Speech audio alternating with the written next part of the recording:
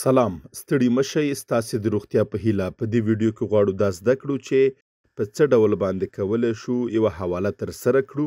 په څه ډول باندې یوه حواله لومړی تبادله او بیا یې اجرا کړو او په څه ډول باندې کولی شو د پیرودونکي حساب څخه یوه حواله ترسره کړو راسره پاتې شئ تر څو په راغلو حوالو باندې بحث وکړو د دغه چارې ترسره کولو لپاره لومړی ایگزیکټ سیستم پرانیزو او وروسته خپل ډیټابیس خلاصوو کله چې زموږ ډیټابیس خلاص شو په عمومي پاڼه کې په حوالو باندې کلیک کوو او کله چې د حوالو برخه پرانیستل شوه په دغه برخه کې په لیږلو باندې کلیک کوو د دې لپاره چې دغه موضوع لا تاسو ته روښانه شي د مثال په ډول باندې موږ ته یو پیرودونکی راځي او راته وایي چې غواړم مزار شریف ته یوه حواله ترسره کړم کله چې موږ غواړو دغه حواله ثبت کړو په لومړي سر کې د هغه صراف نوم ټاکو چې زموږ سره په مزار شریف کې کار کوي د مثال په ډول باندې صرافي احمد مزار حساب ټاکو په جمع برخه کې د پیسو مقدار لیکو مثلا 15,000 افغانۍ او دلته یې کتلی شئ چې دغه پیسې به د صراف او د خزانې په اکاونټونو کې ټوله شي وروسته راځو او د لیږلو ګټه لیکو مثلا 50 افغانۍ او دغه ګټه به د ګټې او د خزانې په اکاونټونو کې ټوله شي د صراف ګټې په ځای کې هم د صراف ګټه لیکو چې دغه پیسې به د صراف اکاونټ او په خزانه کې به ټولې شي وروسته سیستم د دې وړتیا لري چې د لیږلو کوډ په برخه کې موږ ته یو حواله نمبر راکړي د حواله نمبر له ټاکلو وروسته راځو سرچینه لیکو لیږونکی او اخیستونکی لیکو او که اړتیا وه اضافي معلومات لیکو او په خوندي باندې کلیک کوو چې د دغه چارې ترسره کولو سره موږ یوه حواله ولیږله او په سیسټم کې مو ثبت کړه همداراز که وغواړو یوه ډالري حواله ترسره کړو راځو د صراف حساب ټاکو وروسته د جمع په برخه کې 300 لیکو او کرنسي هم ډالر ټاکو د لیږلو ګټه لیکو د صراف ګټه لیکو وروسته د سرچینې لیږونکي او اخیستونکي نومونه لیکو او راځو په خوندي باندې کلیک کوو چې له دغه چارې سره موږ وتوانیدو یوه ډالري حواله ثبت کړو په بله برخه کې غواړو دا زده کړو چې په څه ډول باندې یوه حواله په لومړي سر کې تبادله کړو او بیا یې حواله کړو د مثال په ډول باندې زموږ یو پیرودونکی غواړي چې 15,000 افغانۍ لومړی تبادله کړي او وروسته له هغې یې حواله کړي د دغه چارې لپاره لومړی د صراف حساب ټاکو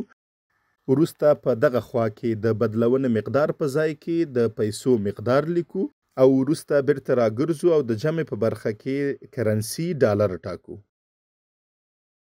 د نرخونو له ټاکلو وروسته کولی شو د بدلونې ګټې په ځای کې وګورو چې موږ له دغه صرافۍ معاملې څخه څومره ګټه کړې چې دغه ګټه به په مستقیم ډول باندې د ګټې په اکاونټ کې جمع شي وروسته د لیږلو او د صراف ګټه لیکو او د لیږلو کوډ چې د حوالې نمبر دی سیسټم موږ ته په اتوماتیک ډول باندې راکړی سرچینه لیکو او د لیږونکي او اخیستونکي له نومونو لیکلو وروسته په خوندي باندې کلیک کوو په دغه حواله کې مو دا زده کړل چې په څه ډول باندې یوه حواله لومړی تبادله کړو او بیا یې حواله کړو په دریمه برخه کې بیا غواړو دا زده کړو چې د پیرودونکي له حساب څخه یوه حواله څنګه ترسره کولی شو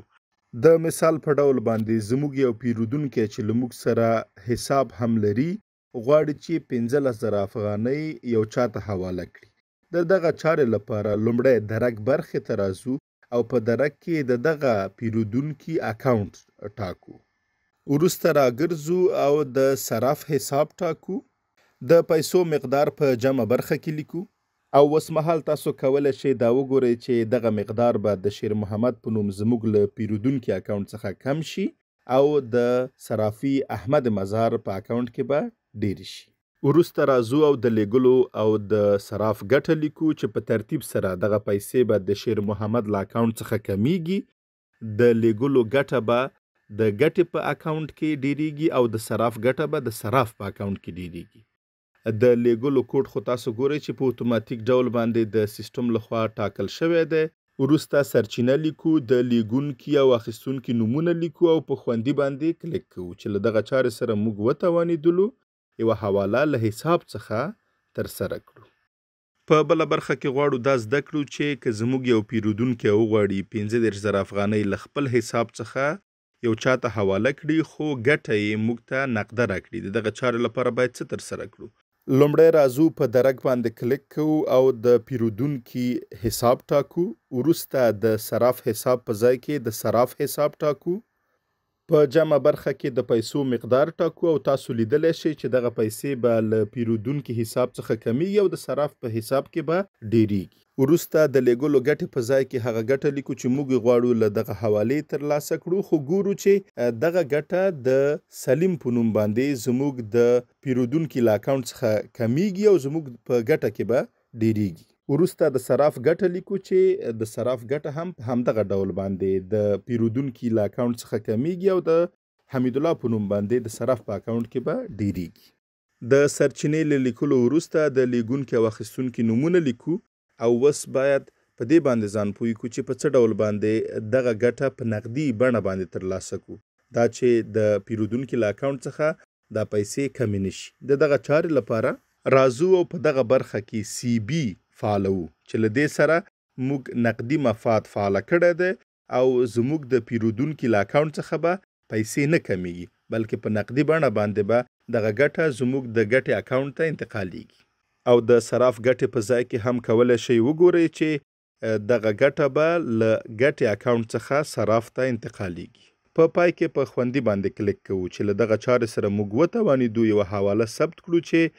زموږ پیرودونکی د هغې ګټه په نقدي بڼه باندې موږ ته وسپارله. او اوسمهال که وغواړو چې د دغه حوالو راپور وګورو، په دغه برخه کې په راپور باندې کلیک کوو چې موږ کولی شو د دغه راپور PDF بڼه او اکسل بڼه هم له ځان سره ولرو.